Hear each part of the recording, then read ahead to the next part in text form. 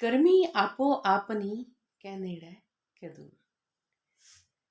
आज की हमारी स्टोरी भी कुछ कर्मों के ऊपर ही आधारित है। क्या होता है कि एक बार एक स्त्री के 20 साल तक औलाद नहीं होती और 20 साल के बाद जब बच्चा पैदा होता है तो 20 दिनों के अंदर ही वो मर जाता है।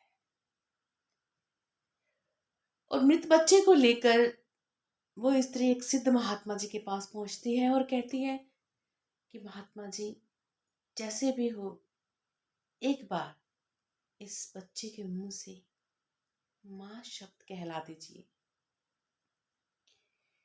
महात्मा जी के साथ बहुत जिद करती हैं। महात्मा जी कहते हैं कि बेटा मत जिद करो, ये कर्मों का हिसाब किताब है। औलाद, पति, पत्नी, रिश्तेदार जो भी है, हमारे कर्मों के हिसाब से ही हमें मिलते हैं। लेकिन वो नहीं मानी, माँ थी ना। चलो, कई बार संत महात्माओं को भी अपने शिष्य की, बच्चों की बात माननी पड़ती है। बुलाया गया उस बच्चे की आत्मा को। जब बच्चे की आत्मा आई ना, तो आप जानते हैं क्या हुआ। उस बच्चे की आत्मा बोली, कौन हो तुम? वो स्त्री बोली, मैं तुम्हारी माँ हूं। मैं तुम्हारे मुंह से एक बार माँ शब्द सुनना चाहती हूँ। तो बच्चा पता क्या बोला, कौन माँ?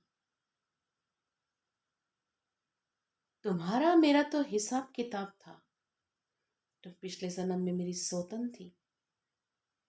मेरे पति को तुम ले गई तब मैं रोई थी, और आज तुम रो रही हो जब तुम्हारा बच्चा तुमसे दूर हो गया।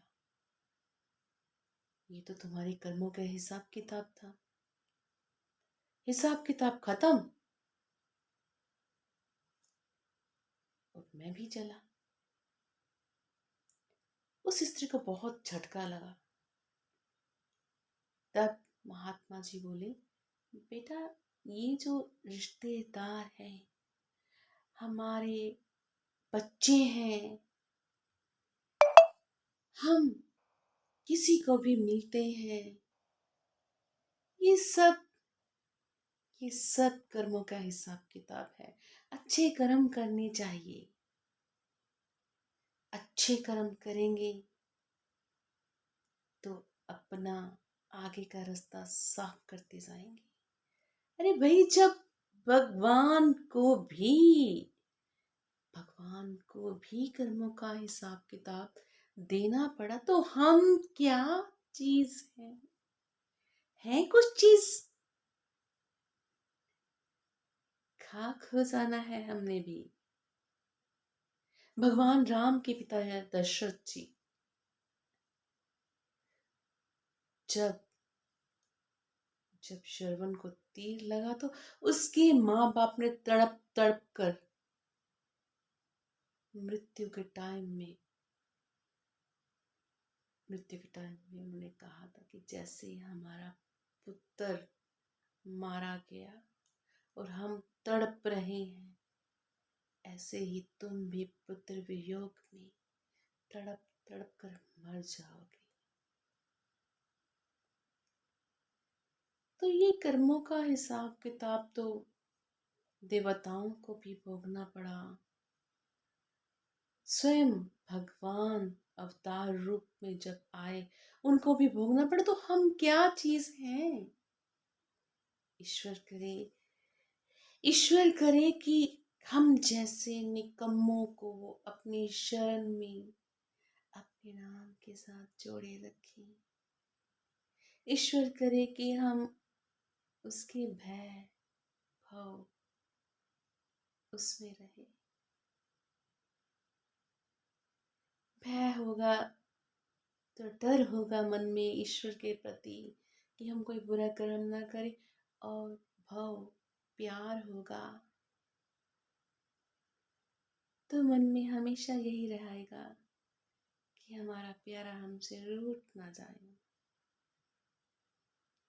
मालिक दया मेर कहे वो हमारा प्यारा सदैव सदैव हमसे हमसे हमारे इस शरीर से जो कर्म होते हैं अच्छे और बुरे, उन कर्मों की वजह से हमसे कभी भी दूर ना हो। मालिक करे कि हम मालिक के डर को सदैव रखें और नित्य प्रति उसकी याद में रहें और हमेशा मालिक के डर से सही कर्म करते रहें।